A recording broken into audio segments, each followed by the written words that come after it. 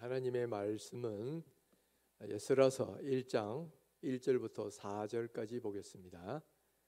바사왕 고레스 원년에 여호와께서 예레미야의 입을 통하여 하신 말씀을 이루게 하시려고 바사왕 고레스의 마음을 감동시키심에 그가 온 나라에 공포도 하고 조소도 내려 이르되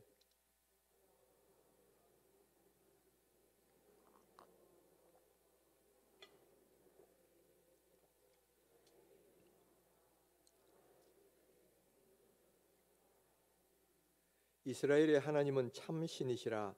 너희 중에 그의 백성된 자는 다 유다 예루살렘으로 올라가서 이스라엘의 하나님 여호와의 성전을 건축하라.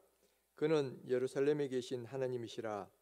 그 남아있는 백성이 어느 곳에 머물러 살든지 그곳 사람들이 마땅히 은과 금과 그 밖에 물건과 짐승으로 도와주고 그 외에도 예루살렘에 세울 하나님의 성전을 위하여 예물을 기쁘게 드릴지니라 하였더라.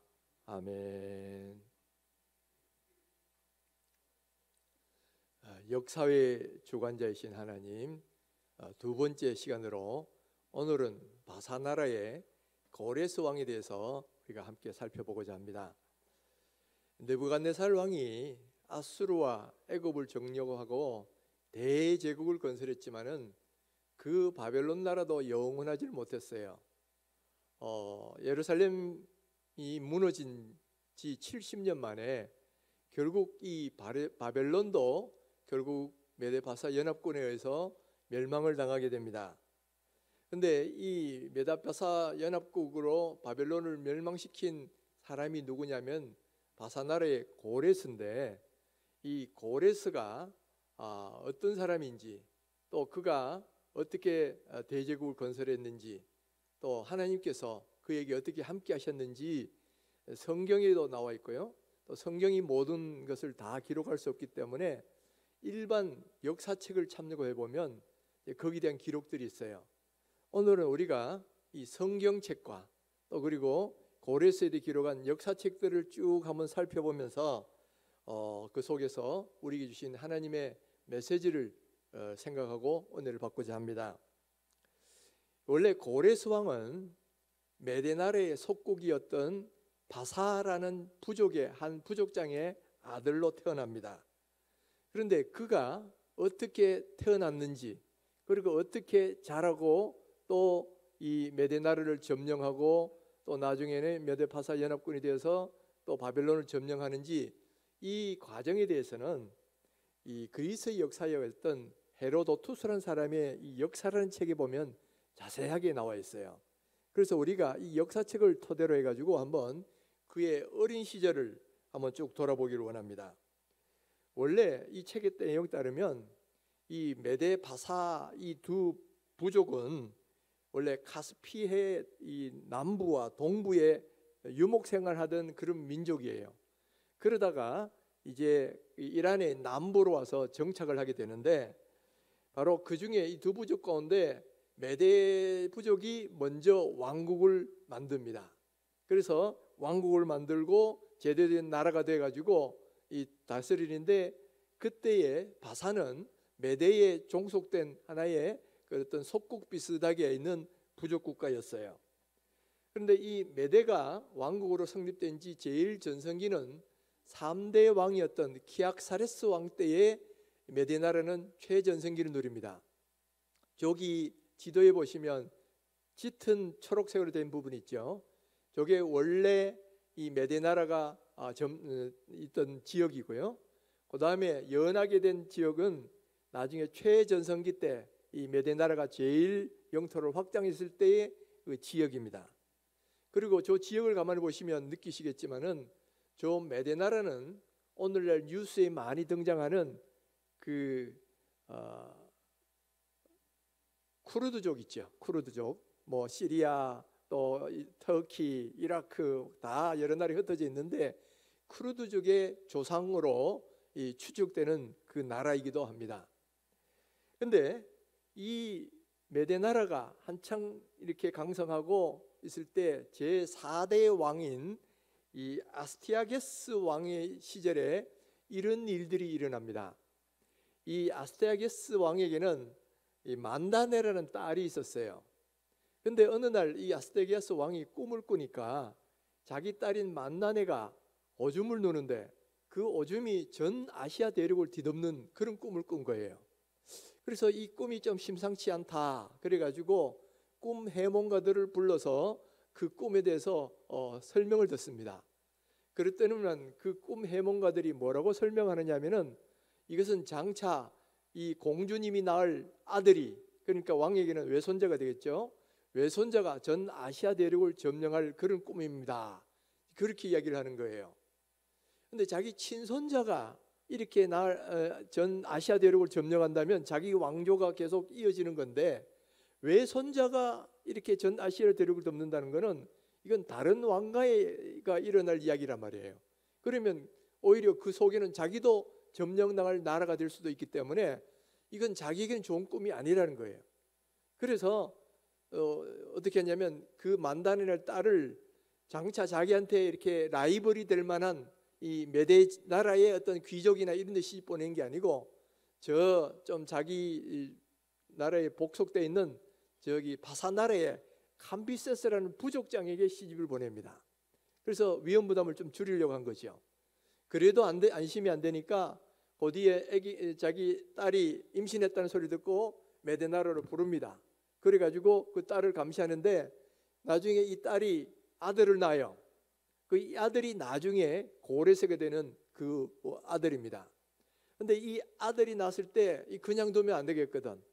그래서 이 아스티아게스 왕이 어떻게 하냐면 자기의 혈족이면서도 자기 가장 신임하는 신하인 하르파고스라는 이 신하를 시켜가지고 이 아이를 죽이라 이렇게 명령을 합니다. 이 아이를 죽이라, 후환을 없애려고. 그런데 이 하르파고스가 차마 자기 손으로 이 아이를 죽이려고 하니까 너무 할 수가 없는 거예요. 그래서 이 왕의 이 소를 치는 하인인 어떤 사람을 불러서 그 사람을 시켜가지고 너 저 깊은 산 속에 아무도 없는데 버리고 이 아이가 죽도록 해라. 그리고 시체를 나한테 확인을 시켜달라. 이렇게 이야기를 한 거예요. 그러니까 이 소몰이 하인이 이 아이를 데려갔는데 마침 이 소몰이 하인의 아내가 아기를 낳은 거예요. 아기를 낳았는데 그만 사산하고 말았어요. 그러니까 이 아내가 뭐라고 말하냐면 그 아이를 차라리 우리 아들로 삼고 죽은 우리 아들을 시체를 보여줘가지고 이렇게 죽었노라 이렇게 말하자, 그렇게 요청을 하는 거예요.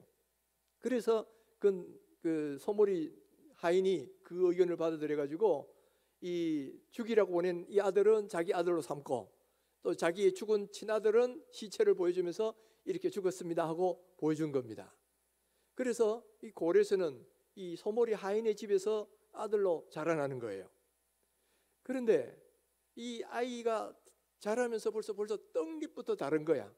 친구들하고 모여서 놀이를 하면 늘 자기는 왕의 역할을 하고 다른 친구들은 신하의 역할을 하도록 그렇게 된 거예요.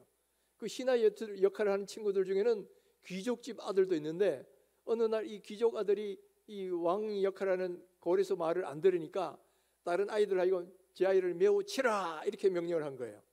그러니까 귀족 아들이 평민 집안 아들한테 맞고 들어간 거야. 이 사실을 안 귀족 아버지가 화가 나가지고 이 고레스 왕의 아버지를, 그러니까 소몰이죠, 하인이죠, 이 왕한테, 아스티아게 왕에게 고발을 했어요. 좀 처벌해 주십시오. 그래서 이 어린 고레스가 이 아스티아게스 왕에게 불려옵니다.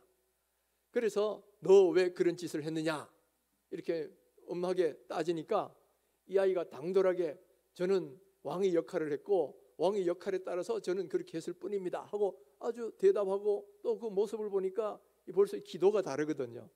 그리고 어딘가 보니까 자기하고 좀 닮은 듯도 해가지고 아무래도 이상하다 싶어서 그 아버지인 소몰이 하인을 불러서 사실을 말해라 하고 아주 강하게 다그치니까 결국 사실을 말하는데 이 아이가 과거에 죽이라고 보냈던 그 자기 외손자란 말이에요. 그리고 그 사실을 죽이라고 보냈던 아이가 살아있으니까 이 큰일 났잖아요. 그래서 다시 이 꿈 해몽하는 사람들을 부릅니다. 그 아이를 전에 이렇게 해가지고 죽이려고 했는데 지금 죽지 않고 저렇게 자라있다. 어떻게 해야 되느냐. 이러니까 꿈 해몽가들이 그때는 또 다른 해석을 내놔요.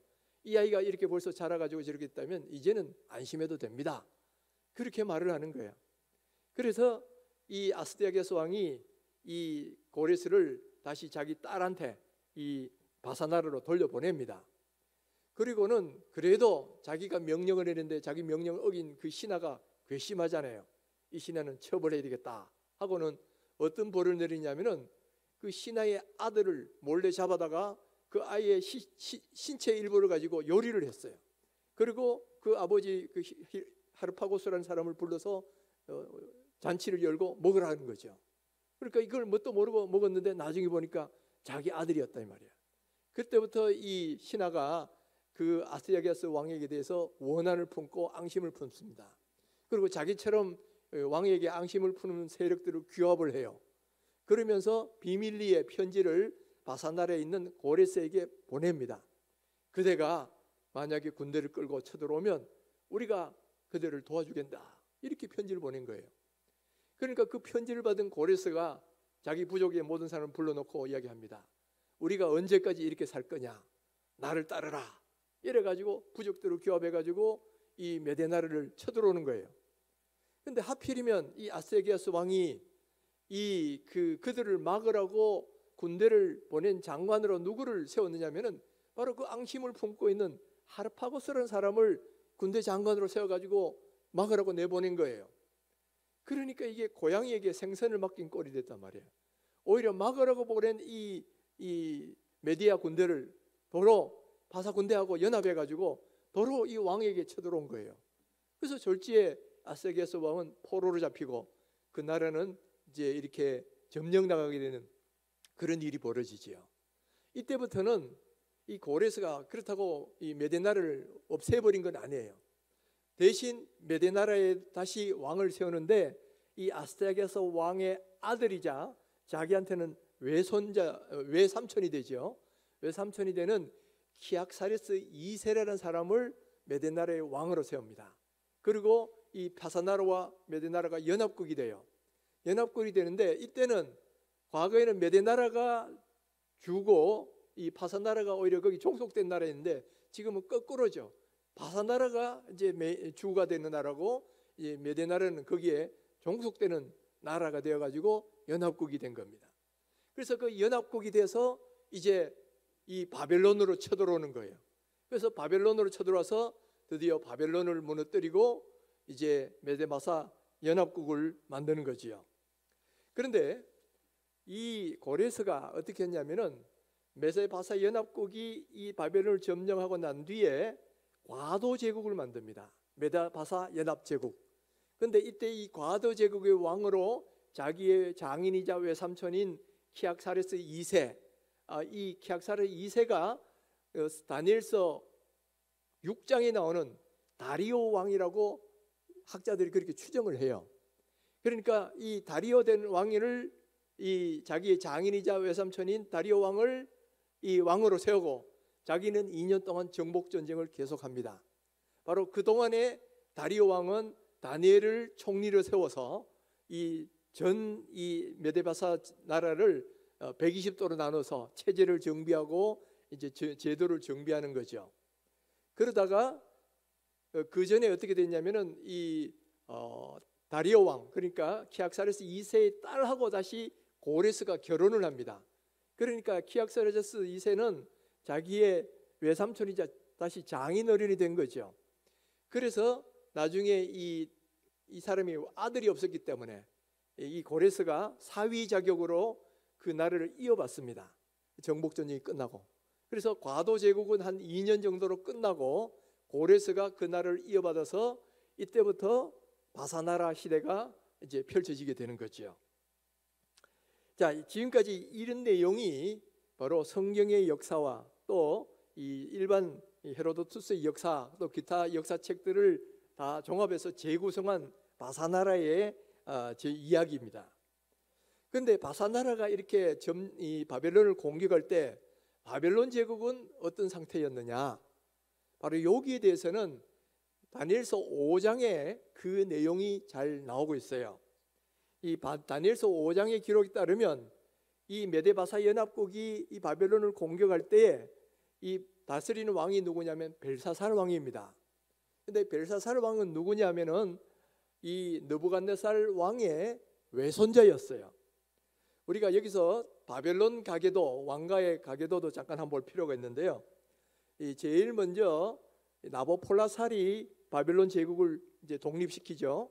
그리고 메대 나라와 연합해서 그 아수르를 멸망시킵니다. 그리고 느부갓네살이 이어서 왕이 되면서 애굽까지 정복하면서 대제국을 형성을 해요. 그러다가 느부갓네살이 죽고 그 아들 에윌 모로닥이라는 사람이 왕이 됩니다. 근데 에윌 모로닥이라는 사람이 오래 가지를 못하고 그만 살해되게 말아요. 그래서 느부갓네살의 사위였던 네르갈사레살이라는 사람이 왕이 됩니다. 근데 이 사위가 왕이 되고 그 아들이 이어받지만 이 아들도 왕이 된 지 8개월 만에 암살을 당하고 말아요. 그러니까 그 다음은 느부갓네살의 또 다른 사위인 나보니두스라는 사람이 왕이 돼요. 근데 이 나보니두스의 아들이 누구냐면은 벨사살인 겁니다. 그러니까 나보니두스가 왕인 시절에 이 이상하게 한 왕이 되고 난 뒤에 한 3년쯤 지나서 아마 이때도 벌써 메데바사와 연합국과 전쟁을 하고 있을 때입니다.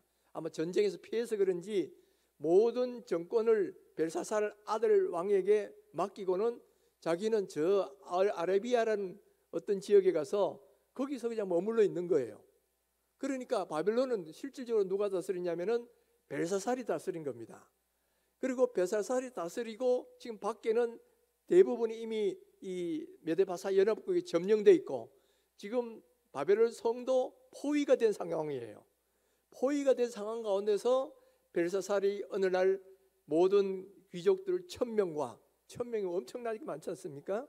그리고 각종 왕후들과 모든 사람을 불러놓고 잔치를 하는 겁니다. 그런데 이 잔치를 할 때에 벨사살이 어떻게 했냐면은 이 예루살렘 성전에서 느부갓네살이 가져온 그 음그릇, 금그릇을 가지고 거기에 술을 따라 마신 거예요. 그러면서 음과 건으로 만든 온갖 우상들을 찬양하고 떠벌리는 겁니다. 바로 그런 때에 어떤 일이 벌어지냐면은 갑자기 연회하는 가운데에 손가락이 나타나더니만 왕의 맞은편의 벽에다가 뭔가 글자를 쓰는 일이 벌어져요. 아주 괴상한 일이 벌어지니까 모든 사람이 놀라고 막 두려워하기 시작하는 거예요. 그러니까 그때 마침 태호가 나타나서 마침 이 모든 이 꿈과 해몽을 잘 아는 왕의 선대왕 시절에 있던 사람이 있는데 다니엘을 부르십시오. 그렇게 말하는 거예요. 그래서 다니엘이 불려서 그 뜻을 해석을 하는데 거기서 먼저 다니엘이 이렇게 이 벨사살 왕을 책망을 합니다. 벨사살 왕이여, 당신은 당신의 아버지인 할아버지죠. 느부갓네살 왕에게 어떤 일이 일어났는지 다 알지 않습니까? 하나님이 그에게 왕의 나라를 주셨는데 하나님을 숭배치다 않다가 짐승처럼 돼가지고 7대를 이렇게 고생을 했다가 나중에 그걸 깨닫고 하나님께 영광을 얻었는데 이것을 뻔히 알면서도 당신은 하나님께 예배하지도 않고 그리고 오히려 우상들을 찬양하고 있으니 하나님께서 당신의 나라를 이제 끝나게 하셨습니다. 그리고 이 나라를 이제는 메대와 바사 나라에 나눠줄 것입니다. 이렇게 딱 해석을 했어요. 하니까 벨사살은 그렇게 시원하게 해석해 주는 사람이 없었는데 딱 해주니까 너로 셋째 치리자를 삼겠다. 셋째 치리자는 왜 그러냐면 자기 위에 아버지 나부갓네살이 왕으로 있고 자기가 두 번째 치리자거든요. 그러니까 그 다음 단계로 삼겠다 이렇게 말을 한 거예요. 근데 그날 밤에 다니엘이 예언한 대로 메데바사 연합군이 이 성을 뚫고 들어와가지고 그 성을 점령하고 벨사살 왕을 그날 밤에 죽여버립니다. 그리고는 이 바벨론이 완전히 패망하게 되고 이제는 바사 나라가 이 성을 지배하는, 이 나라를 지배하는 바사 제국의 시대가 되더라는 거죠. 자, 근데 여러분, 고레스가 이처럼 바벨론 제국도 점령하고 그 다음에 애굽도 나중에 점령을 합니다. 그리고 애굽에서부터 인도에 이르는 거대한 바사 제국을 형성을 하는데, 그리고 초기에는 2년간 이 자기 장인을 이 왕으로 세워서 이 과도 제국을 다스리게 하다가 그 왕으로부터 이제 정권을 이양받는 거죠. 사위 자격으로. 그러면서 이제 명실상부하게 바사 제국의 이제 왕으로 등극을 하는 겁니다. 그런데 이 고레스가 왕으로 등극하는 원년에 한 일이 뭐냐? 바로 그것이 오늘 우리 본문에 나오는 에스라서 1장 2절에서부터 3절에 나오는 내용이에요. 바로 중대한 조서를 내리는데 그 내용이 이렇습니다. 바사왕 고레스가 말하노니 하늘의 하나님 여호와께서 세상 모든 나라를 내게 주셨고 나에게 명령하사 유다 예루살렘의 성전을 건축하라 하셨나니 이스라엘의 하나님은 참 신이시라. 너희 중에 그의 백성된 자는 다 유다 예루살렘을 올라가서 이스라엘의 하나님 여호와의 성전을 건축하라. 그는 예루살렘에 계신 하나님이시라. 여러분, 이 내용을 가만히 한번 분석을 해보세요. 이게 굉장히 중요한 내용이 들어있습니다. 첫 번째, 이 내용을 보면 이 고레스는 여호와 하나님이 그 모든 나라를 자기에게 주셨다는 것을 알았다는 거예요. 느부갓네살왕은 그걸 모르고 자기가 다 한 거라고 생각했다가 나중에 7대 동안 이렇게 고초를 당하는 일이 있었지만은 고레스는 처음부터 왕의 즉위 있을 때부터 여호와 하나님이 이 모든 나라를 다 나에게 주셨다는 것을 알고 그렇게 고백을 하고 있지요. 그다음 두 번째 내용이 뭐냐면은 그 하나님이 나에게 명령하셔서 유다 백성들 하여금 돌아가서 예루살렘에서 성전을 건축하게 하셨다라는 거예요. 그러니까 너희 모든 유다 민족은 어디 있든지 간에 다 이제 예루살렘을 돌아가서 너희 성전을 건축하라. 그리고 모든 사람들은 거기에 필요한 모든 재물과 짐승과 모든 은과 금을 다 이렇게 공급해 주라. 이런 조서를 내렸다라는 거예요. 여러분 한번 생각해 보십시오. 지금 대제국 건설한 고레스가 어떻게 그 모든 제국을 여호와 하나님이 나에게 주셨다라는 것을 알았을까요? 두 번째는 어떻게 이스라엘 백성을 하여금 자기 포로로 있는데 그걸 돌아가게 해서 성전을 재건하라 이렇게 명령할 수가 있었느냐 하는 거예요. 이게 쉽지 않은 거거든요. 누가 자기 노예를 해방시켜 주려고 그러겠습니까? 그런데 그 원년이라면 처음 집권했을 때인데 얼마나 바쁘겠어요. 할 일도 많고. 그런데 다른 거 다 제쳐놓고 이스라엘 백성은 돌아가서 너희 성전을 재건하라 이 명령부터 내렸겠느냐 이 말이에요. 바로 이것이 성경에는 나와 있지 않지만은 우리가 생각해 봐야 될 그런 문제인데, 많은 학자들은 왜 이 고레스가 이런 걸 깨닫고 이런 조서를 내릴 수 있었느냐, 거기는 바로 다니엘이 있었기 때문이라고 봅니다. 다니엘은 느부갓네살 왕 시절에도 총리를 지냈지만은 그 뒤에 메데바사 연합국이 이곳을 점령하고 난 뒤 다리오 왕이 다스릴 때도 거기에 총리 대신으로 지냈던 사람이에요. 그러니까 다리오 왕을 이어서 이 바사나라의 왕이 된 이 고레스도 다니엘에 대해서 알고 있었을 거란 말이에요. 그가 어떻게 이 사자굴에서 건짐을 받았는지, 또 그가 어떻게 120도를 관할하는 총리로서 역할을 했는지 이미 그것을 다 알고 있기 때문에 아마도 다니엘을 불러서 그 나라를 다스릴 때 조언을 구했을 거라는 거예요.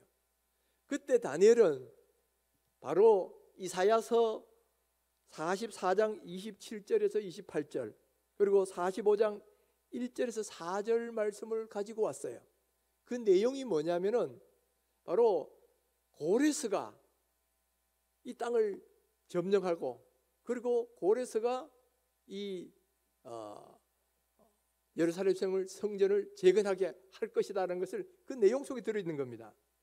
먼저 여러분 이사야서 45장 1절에서 4절 말씀을 한번 보겠습니다. 여러분 내용을 잘 한번 보세요. 여호와께서 그의 기름 부음을 받은 고레스에게 이같이 말씀하시되, 내가 그의 오른손을 붙들고 그 앞에 열국을 항복하게 하며 내가 왕들의 허리를 풀어 그 앞에 문들을 열고 성문들이 닫히지 못하게 하리라. 내가 너보다 앞서가서 험한 곳을 평탄하게 하며 논문을 쳐서 부수며 빗장을 꺾고 내게 흑암 중에 보화와 은밀한 곳에 숨은 재물을 주어 내 이름을 부르는 자가 나 여호와 이스라엘의 하나님인 줄을 내가 알게 하리라. 내가 나의 종 야곱 내가 택한 이스라엘을 위하여 내 이름을 불러 너는 나를 알지 못하였을지라도 내게 칭호를 주었노라. 자, 이 이사야서의 예언은 이때로부터 150년 전의 예언이에요. 근데 150년 전에 벌써 여호와 하나님이 구체적으로 고레스라는 이름을 지명하잖아요. 고레스를 불러서 내가 왕들의 허리를 풀어 그 앞에 문들을 열고 성문들이 닫히지 못하게 하리라 그랬어요. 그러니까 지금 고레스가 정복한 나라가 한둘이 아니거든요. 먼저는 메대 나라를 정복했죠. 그 다음에 서쪽에 있는 강대한 나라인 리디아마저 점령을 합니다. 그리고 여세를 몰아서 바벨론을 또 점령을 해요. 그러면서 그 사이에 있는 조그만 나라들 다 점령했겠죠. 그러니까 이 수많은 왕들을 점령할 것이라는 이야기가 이미 150년 전에 이사야 선지자에서 예언이 돼 있다 이 말이에요. 뿐만 아니라 그 다음은 뭐냐면 내가 앞서가서 험한 것을 평탄하게 해주고 논문을 쳐서 부수며 쇠빗장을 꺾겠다 이렇게 돼 있는데, 지금 여러분 고전에 고레스가 점령할 때 보면 메데나를 점령할 때도 어떻게 했어요? 메데나라에서 반란이 일어나가지고 이미 그냥 고레스를 초청하는 그런 방식으로 메데나를 점령했잖아요. 또 바벨론을 점령할 때도 마찬가지입니다. 바벨론을 점령할 때도 바벨론 백성들이 당시에 바벨론 왕실에서 굉장히 불만을 많이 품고 있었어요. 종교적인 문제로. 그랬을 때에 이 바사군이 쳐들어오니까 그들을 대항하고 싸우기보다는 오히려 나중에 그들이 점령했을 때 오히려 쌍수 들고 바사군을 환영을 했다고 역사책에는 기록해 있습니다. 그러니까 오히려 하나님이 앞서가셔서 다 그냥 예비해 놓으셨다는 거예요. 그냥 들어가기만 하면 그냥 이길 수 있도록 하나님 그렇게 만들어 주셨잖아요. 뿐만 아니라 거기 어떤 게 있냐면 내게 흑암 중에 보화와 은밀한 곳에 숨어있는 재물을 내게 주오겠다 이런 표현이 나오는데, 이 고레스가 바벨론을 점령해 보니까 여기에 물자와 세수가 얼마나 풍부한지 나중에 전 바사 제국에 나오는 세수의 3분의 1이 이 바벨론 땅에서 다 나오는 거예요. 그만큼 수많은 보물과 재물과 이 많은 이 물자들이 풍부한 곳이었단 말이에요. 그러니까 이 예언도 그대로 이루어진 거죠. 바로 내가 이스라엘 위하여 내게, 너는 나를 모르겠지만은 내가 너에게 이런 모든 칭호를 주었노라. 이게 바로 이 이사야서 45장의 말씀이에요. 아마도 고레스가 이 예언서를 읽었을 때 온몸에 전율이 쫘라라 흘렀을 겁니다. 어떻게 150년 전에 자기 이름까지 정확히 예언되고 또 자기가 수많은 나라를 정복할 것이라는 것과 또 그리고 그들이 미리 이렇게 스스로 문을 열고 항복할 거라는 것, 그리고 이런 수많은 재물과 보화를 이렇게 얻게 될 거라는 것, 이것까지 다 예언되어 있다는 거예요. 그때서야 이 깨달은 거죠. 아, 이것은 하나님 여호와가 나에게 주신 거구나. 이것을 깨달은 거예요. 그리고 그 다음에 44장 27절 28절에 보면 또 다른 예언이 또 들어있습니다. 기품에 대하여는 이르기를 마르라, 내가 내 강물들을 마르게 하리라 하며, 고레스에 대하여는 이르기를 내 목자라, 그가 나의 모든 기쁨을 성취하리라 하며, 예루살렘에 대하여 이르기를 중건들이라 하며, 성전에 대하여는 내 기초가 놓여지리라 하는 자니라. 여기 보면 세 가지 중요한 예언이 나오는데요. 첫째는 기품에 대하여는 강물들을 마르게 하리라 이렇게 나오잖아요. 이거는 뭘 상징하느냐면 고레스가 어떻게 바벨론 성을 점령하려 했는지를 이미 예언 속에 다 들어있다는 거예요. 원래 이 바벨론 성읍은 이렇게 이중으로 내성과 외성으로 된 아주 철옹성입니다. 그리고 그 사면으로 해자를 파서 물이 둘러싸게 만들고, 또 그리고 유프라테스 강물이 그 성 안으로 흐르게 해서 물을 계속 공급을 받을 수 있게 만들어요. 그리고 그 성 안에는 20년치의 양식이 다 비축이 되어 있습니다.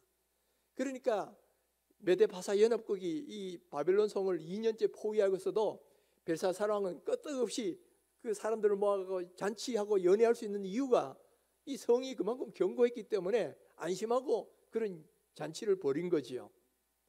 그런데 고레스가 어떻게 이 성령을 점령했냐면은 이 성에로 들어가는 유프라테스 강물을 다른 데로 돌려버린 거예요. 그러니까 이 성으로 들어간 물이 점점 얕아지겠지요. 그럴 때 그 물이 무릎까지 오면 그때 저 성 안으로 진격에 들어가라, 이렇게 부하들에게 명령을 내린 겁니다. 그래서 강물을 다른 데로 돌리고 그 물이 얕아지고 무릎까지 내려오니까 부하들이 그때를 틈타서 이 성 안으로 들어가서 그 성을 점령해 버린 거예요. 근데 바로 그 사실이 이 150년 전에 그대로 예언이 돼 있단 말이에요. 강물이 마르도록 하라는 거예요. 또 고레스에 대해서는 내 목자라, 그가 나의 모든 기쁨을 성취하리라. 내 목자다, 내 종이다, 그런 얘기죠. 그리고 하나님의 그 뜻을 다 성취하겠다, 기쁨을 성취한다는 거죠. 하나님이 그 모든 날 점령하는 그 하나님이 기쁨을 하신다는 이야기예요. 그리고 세 번째가 중요한 말씀인데, 예루살렘에 대하여 이르기를 중건들이라 하며 성전에 대하여는 기초가 놓여지리라 하는 자니라.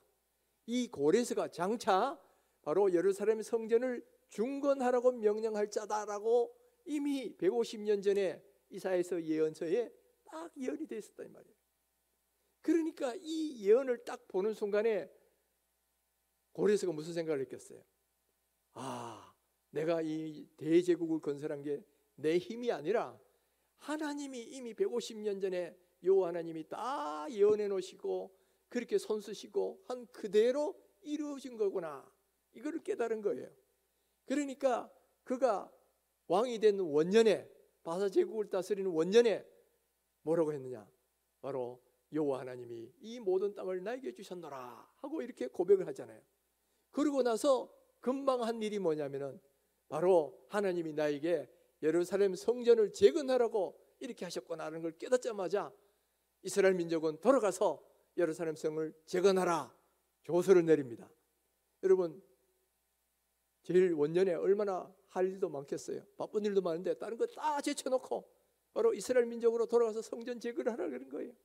그리고 거기 필요한 모든 거, 옛날에 예루살렘 성전에서 가져왔던 모든 은금들은 다 돌려보내고 또 그 외에도 필요한 모든 은금과 모든 물자들이 있으면 주변 사람들이 다 공급해줘라, 이렇게까지 명령을 해서 물자까지 줘가지고 돌려보냈다라는 거예요. 이것이 바로 오늘 성경에 나오는 바로 고레스 왕의 이야기예요. 자, 고레스는 지난번에 느부갓네살은 처음에는 자기가 역사를 만들었다고 생각했다가 역사의 주관자가 하나님이시라는 걸 깨달으실 때 어떤 일을 합니까? 아, 그 앞에 겸손해지고 이제는 그분께만 예배하고 경배해야 되겠다, 이걸 깨달았죠. 그리고 하나님께 예배하고 경배하는 것으로 끝났어요. 그런데 고레스는 하나님이 주관자이심을 깨달을 때 한 일이 뭐냐? 하나님이 자기를 이 왕으로 세우신 그 목적, 자기에게 주신 사명이 있다는 걸 발견한 거예요. 그리고 그 사명이 바로 예루살렘 성전을 재건하라는 사명인 줄 알고 그 일을 했다라는 겁니다. 여러분, 이것은 참 중요한 거예요. 하나님이 역사의 주관자이심을 깨닫는 사람이 해야 될 일이 뭐냐? 느부갓네살은 역사의 주관자이신 하나님께 겸비하게 예배하고 찬양하고 그 일을 했다 그러면, 고레스는 자기의 주신 사명을 감당했다는 거예요. 여러분, 하나님이 역사의 주관자이시고 우리 인생의 주관자이심을 깨닫는다면 오늘 우리가 해야 될 일도 뭐냐라는 거예요. 바로 오늘 우리가 해야 될 일은 하나님이 우리를 여기까지 인도하시고 우리를 세우신 그 모든 목적인 하나님이 주신 사명이 있다는 거예요. 그 사명을 감당하라고 하신 것이 오늘 우리를 세우시고 우리를 부르신 목적이다라는 것을 오늘 이 고레스 왕의 이야기가 우리들에게 지금 말씀해 주고 있더라는 거예요. 사랑하는 성도 여러분, 이 고레스 왕의 이야기가 오늘 우리에게 주신 중요한 교훈이 있어요. 하나님은 역사의 주관자이십니다. 그리고 역사의 주관자이시자 또한 우리 한 개인의 삶의 주관자이시기도 해요. 모든 대제국도 만들게 하시고 멸망시키기 하는 분도 하나님이시라면 오늘 여기 있는 우리 한 사람의 삶도 다 하나님이 주관하시겠죠. 오늘 우리가 이 사실도 믿으셔야 된다는 거예요. 지금 하나님이 오늘 우리의 모든 삶까지도 다 주관하고 계셔요. 그래서 오늘 우리가 이렇게 예수를 믿은 것도 내가 내 의지로 믿은 것 같지만은 사실은 뭐예요? 하나님이 다 은혜 주셔서 믿게 해주신 거예요. 그래서 하나님이 은혜 주셔서 우리를 자녀 삼으시고 또 우리를 이렇게 하나님의 천국 백성으로 만들어 주셨다는 거지요. 또 그것만이 그런 게 아니에요. 오늘 우리를 이 땅에 태어나게 하시고 우리를 공부를 시키게 하시고 또 그리고 남편이나 아내를 만나서 가정을 꾸리게 하시고 또 그리고 지금까지 어떤 사회에서 어떤 일을 해서 업적을 이루게 하셨어요. 그래서 어떤 사회적 지위도 없고 재산도 없고 그렇게 오늘 우리가 이렇게 살고 왔는데 오늘 내가 이 자리에 있는 것도 내가 가진 모든 것도 사실은 누가 한 것이다? 하나님이 주관하시고 하나님이 나에게 주신 것이다 라는 거예요.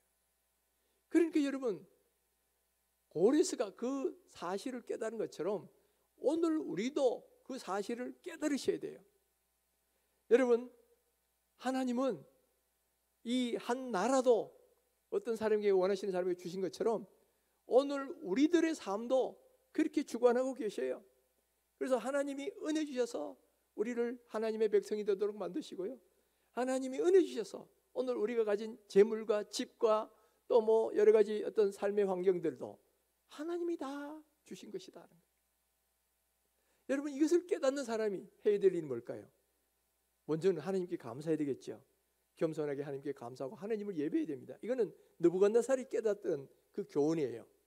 그런데 오늘 거기다 덧붙여서 오늘 고레스가 깨달았던 한 사실, 그게 뭐냐면 하나님이 주관하시고 나를 인도하셨다는 걸 깨닫는 사람은 하나님께서 나를 부르시고 세우신 이유인 나에게 주신 사명을 깨닫고 사명을 감당하라는 말씀이에요. 하나님이 오늘 나를 예수 믿는 사람으로 만드신 이유는 뭐냐? 그래서 하나님을 예배하고 하나님을 영광 돌리라는 거예요. 또 하나님이 오늘 나에게 이렇게 공부시키시고 또 사회적으로 어떤 정도의 어떤 역할을 하게 하신 이유도 뭐냐? 그것을 통해서 하나님을 섬기고 하나님을 그런 일들을 이루는 그런 사명자가 되라는 그런 말씀이다라는 거예요. 하나님은 오늘 우리를 이 땅에 보내셨을 때는 다 이유가 있습니다. 그리고 하나님이 우리를 자녀 삼으셨을 때도 다 뜻이 있어요. 그래서 우리는 어떻게 살기를 원하신다? 하나님께 영광 돌리는 사람, 하나님을 예배하는 삶을 살기를 원하셔요. 이건 모든 성도에게 공통적으로 주시는 사명입니다. 우리가 예수 믿는 사람이 되면 공통적으로 하나님으로 받는 사명이 있어요. 첫째는 하나님을 예배하고 하나님을 찬양하는 삶.